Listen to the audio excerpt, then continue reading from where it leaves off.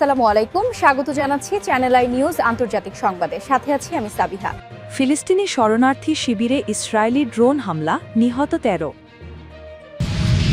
ফিলিস্তিনের পাশে উত্তর কোরিয়া ও তুরস্ক, নেতানিয়াহুকে কড়া হুঁশিয়ারি, বিশ্ব রাজনীতিতে নতুন মোড়। ড্রোন ইউনিট সংযোজন, রাশিয়া বদলে দিচ্ছে যুদ্ধের বাঁক। ইরানের কাছেও বড় ধাক্কা, ভারতের এবার কি হবে? নাইজেরিয়ার ব্রিগেডিয়ার জেনারেলকে হত্যার দাবি জিহাদিদের। দক্ষিণ আফ্রিকা নিতে ফিলিস্তিনিদের কাছে $২,০০০ করে নিয়েছে রহস্যময় সংস্থা। এতক্ষণ শুনছিলেন সংবাদ শিরোনাম, এখন জানাবো বিস্তারিত। ফিলিস্তিনি শরণার্থী শিবিরে ইসরায়েলি ড্রোন হামলা, নিহত ১৩।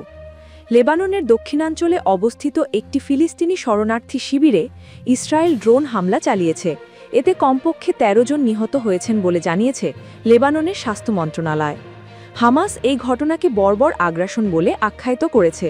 অন্যদিকে ইসরায়েল দাবি করেছে তারা হামাস সদস্যদের লক্ষ্য করে হামলা চালিয়েছে। আল জাজিরা বুধবার ১৯ নভেম্বর এক প্রতিবেদনে এই তথ্য জানিয়েছে। লেবাননের রাষ্ট্রীয় সংবাদ সংস্থা এনএনএ জানায়, মঙ্গলবার উপকূলীয় শহর সাইদার কাছে আইন আল হিলুয়ে শরণার্থী শিবিরে একটি মসজিদের পার্কিং লটে থাকা গাড়িতে ড্রোন হামলা চালায় ইসরায়েল। স্বাস্থ্য মন্ত্রণালয় জানিয়েছে, এই ঘটনায় কমপক্ষে আরও ৪ জন আহত হয়েছেন এবং অ্যাম্বুলেন্সে করে আরও আহতদের আশেপাশের হাসপাতালে নেওয়া হচ্ছে। ইসরায়েল বলেছে তারা শিবিরের ভেতরে একটি প্রশিক্ষণ কেন্দ্র থেকে তৎপরতা চালানো হামাস সদস্যদের লক্ষ্য করে হামলা চালিয়েছে। ইসরায়েলি সেনাবাহিনীর আরবি ভাষার মুখপাত্র আভিখায় আদ্রেই এক বিবৃতিতে জানান, উত্তর সীমান্তে কোনো ধরনের হুমকি আমরা বরদাস্ত করব না। ওই অঞ্চলে সক্রিয় সব তত্ত্বাবধায়ক সংস্থাই আমাদের টার্গেটে আছে। তিনি লেবাননে হামাসের উপস্থিতি গড়ে তোলার চেষ্টা এবং তাদের নিরাপত্তাকে হুমকির মুখে ফেলার যে কোনো তৎপরতার বিরুদ্ধে শক্ত হাতে ব্যবস্থা নেওয়ার হুঁশিয়ারি দেন। হামাস অবশ্য ইসরায়েলের এই দাবি প্রত্যাখ্যান করেছে। ফিলিস্তিনের স্বাধীনতাকামী গোষ্ঠীটি বলেছে, শরণার্থী শিবিরে তাদের কোনো প্রশিক্ষণ কেন্দ্র নেই। তারা হামলাকে নিরীহ ফিলিস্তিনি জনগণ ও লেবাননের সার্বভৌমত্বের ওপর বর্বর আগ্রাসন বলে অভিহিত করেছে। মূলত ২০২৩ সালের অক্টোবর মাসে গাজায় যুদ্ধ শুরুর পর থেকেই লেবাননে বিভিন্ন ফিলিস্তিনি সংগঠনের নেবাদের লক্ষ্য করে ইসরায়েল একাধিক হামলা চালিয়েছে। এই হামলার আগে মঙ্গলবার লেবানন জানিয়েছিল, দক্ষিণাঞ্চলের অন্য এলাকায় ইসরায়েল ২টি গাড়ি লক্ষ্য করে হামলা করে এবং সেখানে ২ জন নিহত হন। গাজায় ইসরায়েলি আগ্রাসনে এখন পর্যন্ত ৬৯,৪৮৩ জন ফিলিস্তিনি নিহত এবং ১,৭০,৭০৬ জন আহত হয়েছেন বলে রিপোর্ট এসেছে। লেবাননের রাজনৈতিক বিশ্লেষক কারিম এমিল বিতার আল জাজিরাকে জানান, ইসরায়েল প্রায়ই প্রতিদিন যুদ্ধবিরতি লঙ্ঘন করছে। তিনি উল্লেখ করেন, ২০২৪ সালের ২৭শে নভেম্বর স্বাক্ষরিত সমঝোতা অনুযায়ী ইসরায়েলের ২৬শে জানুয়ারির মধ্যে দক্ষিণ লেবানন থেকে সেনা প্রত্যাহার করার কথা, কিন্তু তারা সেই সময়সীমা মানেনি। ফিলিস্তিনের পাশে উত্তর কোরিয়া ও তুরস্ক, নেতানিয়াহুকে কড়া হুঁশিয়ারি, বিশ্ব রাজনীতিতে নতুন মোড়। গাজা সংঘাতের আবহে ফিলিস্তিনের প্রতি এবার জোরালো সমর্থন জানিয়েছে দুই প্রভাবশালী দেশ, উত্তর কোরিয়া এবং তুরস্ক। ইসরায়েলের প্রধানমন্ত্রী বেঞ্জামিন নেতানিয়াহুকে লক্ষ্য করে এসেছে কড়া হুঁশিয়ারি। মধ্যপ্রাচ্যে শান্তি ফেরানো নিয়ে যখন বিশ্বজুড়ে আলোচনা তুঙ্গে, তখন এই দুই দেশের অবস্থান নতুন করে উত্তেজনা তৈরি করেছে। দেশটি প্রকাশ্যে ফিলিস্তিনকে জাতিসংঘের পূর্ণ সদস্যপদ দেওয়ার প্রস্তাবকে পূর্ণ সমর্থন জানিয়েছে।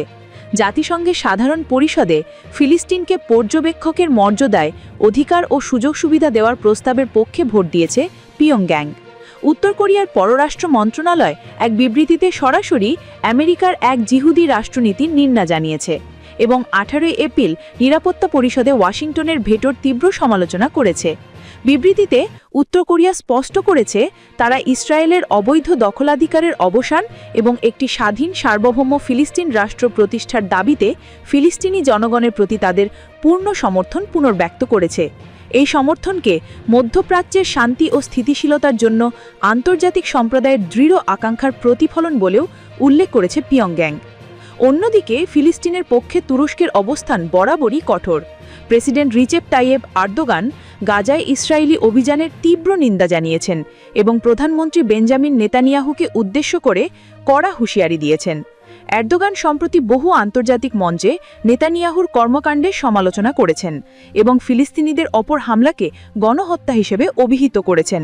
তুরস্কের পক্ষ থেকে বহুবার গাজায় যুদ্ধবিরতির দাবি জানানো হয়েছে এবং মানবিক সহায়তা পাঠানো হয়েছে। তুরস্কের এই শক্ত অবস্থান নেতানিয়াহু সরকারের ওপর আন্তর্জাতিক চাপ আরও বাড়াচ্ছে। বিশ্ব এখন তাকিয়ে আছে এই দুই দেশের জোরালো অবস্থানের পর নেতানিয়াহু সরকার এবং আন্তর্জাতিক সম্প্রদায় কী পদক্ষেপ নেয়। ড্রোন ইউনিট সংযোজন রাশিয়া বদলে দিচ্ছে যুদ্ধের বাঁক।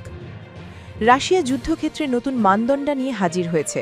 তারা সেনাবাহিনীর একটি ইউনিটকে ড্রোন শাখায় পরিণত করেছে।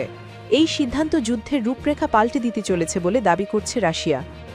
আরটির একটি প্রতিবেদনে বলা হয়েছে, ড্রোনগুলো কেবল যুদ্ধক্ষেত্রের রূপরেখা বদলে দেয়নি, সাথে আধুনিক যুদ্ধের নিয়মেও এনেছে বিস্তর পরিবর্তন।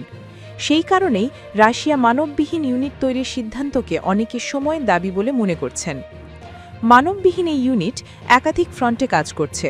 ড্রোনগুলো স্বাধীনভাবে যেমন আক্রমণ করছে, তেমন সেনাবাহিনীর সহায়ক হিসেবেও কাজ করছে।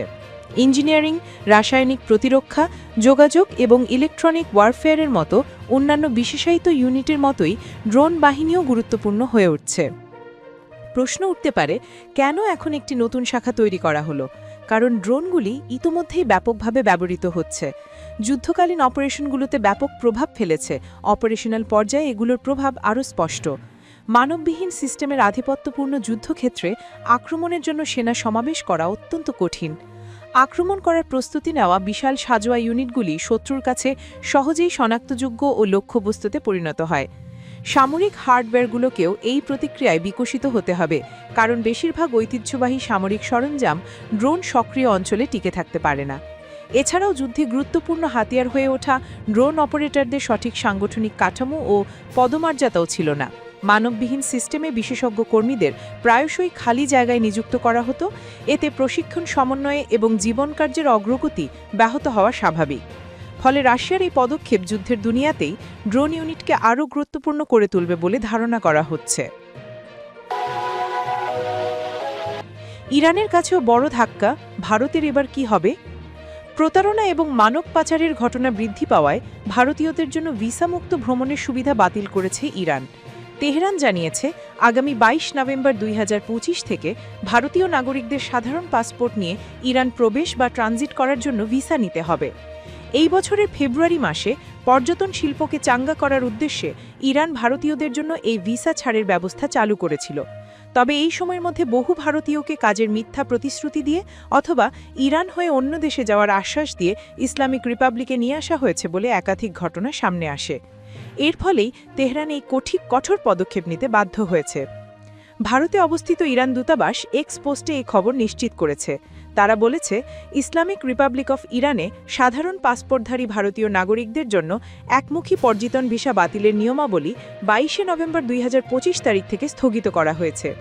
তারা আরও যোগ করেছে, এই তারিখ থেকে সাধারণ পাসপোর্টধারী ভারতীয় নাগরিকদের ইরান ভূখণ্ডে প্রবেশ বা ট্রানজিট করার জন্য ভিসা গ্রহণ করতে হবে। ইরানের এই ভিসামুক্ত প্রবেশিকা শুধুমাত্র পর্যটনের জন্যই প্রযোজ্য ছিল। এটি প্রতি 6 মাসে একবার 15 দিনের জন্য বৈধ ছিল এবং কোনোভাবেই কাজের উদ্দেশ্যে ব্যবহার করা যেত না। ইস্পাহান এবং সিরাজের মতো ঐতিহ্যবাহী শহর, কোম এবং মাশহাদের মতো তীর্থস্থান এবং প্রাচীন সিল্ক রোড পথের কারণে ইরান ভারতীয় ভ্রমণকারীদের মধ্যে একটি জনপ্রিয় গন্তব্য। একই সঙ্গে ইউরোপ বা মধ্য এশিয়ার উদ্দেশ্যে ভ্রমণকারী স্বল্প খরচে যাত্রীদের জন্য ইরান একটি গুরুত্বপূর্ণ ট্রানজিট পয়েন্ট। ভারতের পররাষ্ট্র মন্ত্রণালয় জানিয়েছে, কাজের মিথ্যা প্রতিশ্রুতি বা ইরান হয়ে তৃতীয় কোনো দেশে যাওয়ার আশ্বাসে ভারতীয় নাগরিকদের ইরানে নিয়ে যাওয়ার একাধিক ঘটনা তাদের নজরে এসেছে। এক বিবৃতিতে তারা জানায়, সাধারণ ভারতীয় পাসপোর্টধারীদের জন্য ভিসা ছাড় সুবিধার সুযোগ নিয়ে অপরাধিনী মণ্ডলীর মাধ্যমে ব্যক্তিদের প্রতারিত করে ইরানে নিয়ে যাওয়া হয়েছিল। ইরানে পৌঁছানোর পর তাদের মধ্যে অনেকেই মুক্তির জন্য অপহৃত হয়েছিলেন।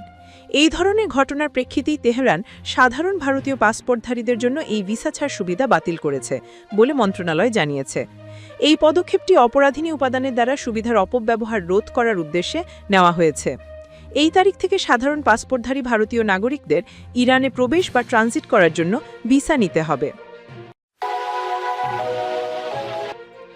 নাইজেরিয়ার ব্রিগেডিয়ার জেনারেলকে হত্যার দাবি জিহাদিদের। ইসলামিক স্টেট সমর্থিত একটি জিহাদি গোষ্ঠী দাবি করেছে তারা লেক চাঁদ অঞ্চলে জঙ্গি গোষ্ঠীগুলোর বিরুদ্ধে লড়াই করে যাওয়া নাইজেরিয়ার একজন ব্রিগেডিয়ার জেনারেলকে হত্যা করেছে। সোমবার তারা এই তথ্যটি ইসলামিক স্টেট সমর্থিত একটি জিহাদি গোষ্ঠী সোমবার এই তথ্যটি জানিয়েছে। এর আগে গত শনিবার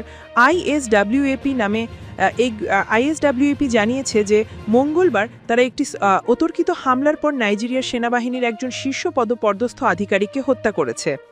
তারা দুটি ছবি সহকারে এক বিবৃতিতে জানিয়েছে আধিকারিক এম উবাকে মাটিতে বসে থাকতে দেখা যাচ্ছে।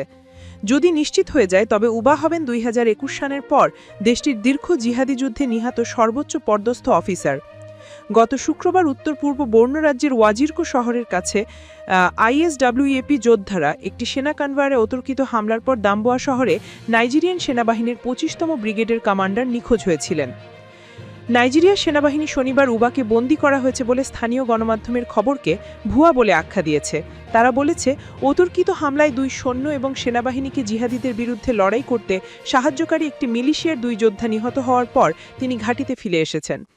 নাইজেরিয়ার একটি গোয়েন্দা সূত্র রবিবার রাতে ফরাসি বার্তা সংস্থা এএফপিকে জানিয়েছে উবাকে 16 জন সৈন্যসহ আটক করা হয়েছে এবং তারা সবচেয়ে খারাপ পরিস্থিতির আশা করছে। দক্ষিণ আফ্রিকা নিতে ফলিস্তিনিদের কাছে $2000 করে নিয়েছে রহস্যময় সংস্থা। গাজা থেকে দক্ষিণ আফ্রিকা যেতে 130 জন ফিলিস্তিনিকে মাথাপিছু $2000 পরিশোধ করতে হয়েছে, এই তথ্য দিয়েছে গাজার 2 বাসিন্দা যারা গত সপ্তাহে বাসে করে গাজা থেকে ইসরায়েলি বিমানবন্দরে যান এবং সেখান থেকে ফ্লাইটে জোহানেসবার্গে পৌঁছান। দক্ষিণ আফ্রিকা বলছে ঘটনাটি মনে হচ্ছে ফিলিস্তিনিদের বাস্তুচ্যুত করার কোনো বড় পরিকল্পনার অংশ। দেশটির পররাষ্ট্রমন্ত্রী রোনাল্ড লামোলা জানান ফ্লাইটের আগমনের সন্দেহজনক পরিস্থিতি তদন্ত করছে সরকার। লামোলা দীর্ঘদিন ধরে ফিলিস্তিনি রাষ্ট্র প্রতিষ্ঠার পক্ষে অবস্থান নিয়ে গাজায় ইসরায়েলের অভিযানকে গণহত্যা হিসেবে উল্লেখ করছেন। তিনি বলেন বিষয়টি দেখে মনে হচ্ছে ফিলিস্তিনিদের নিজ ভূমি থেকে সরিয়ে দেওয়ার বড় একটা এজেন্ডা রয়েছে। ইসরায়েল এসব অভিযোগ অস্বীকার করে জানায় তাদের সামরিক অভিযান হামাসকে লক্ষ্য করে, সাধারণ মানুষকে নয়। দক্ষিণ আফ্রিকার সন্দেহ নিয়ে প্রশ্ন করলে ইসরায়েলি সরকারের এক মুখপাত্র বলেন প্রধানমন্ত্রী বেঞ্জামিন নেতানিয়াহু পরিষ্কার জানিয়েছেন ফিলিস্তিনিরা যেতে চাইলে যেতে পারবেন, ফিরতে চাইলে ফিরতেও পারবেন। তবে কিভাবে 130 জন দক্ষিণ আফ্রিকায় পৌঁছালেন সেই বিষয়ে মুখপাত্র ব্যাখ্যা দেননি। গাজার বেসামরিক বিষয় তদারকি করা ইসরায়েলি বাহিনী কোগাট জানায় গাজাবাসীরা একটি তৃতীয় দেশের কাছ থেকে অনুমোদন পাওয়ার পর গাজা ছাড়েন। তাদের বৈধ ভিসা ছিল বলেও দাবি করে তারা। কোগাটের মতে প্রস্থানের নথিতে দক্ষিণ আফ্রিকায় অবতরণের অনুমতিও যুক্ত ছিল, তবে লামোলার দাবি তাদের কাছে প্রয়োজনীয় পারমিট ছিল না।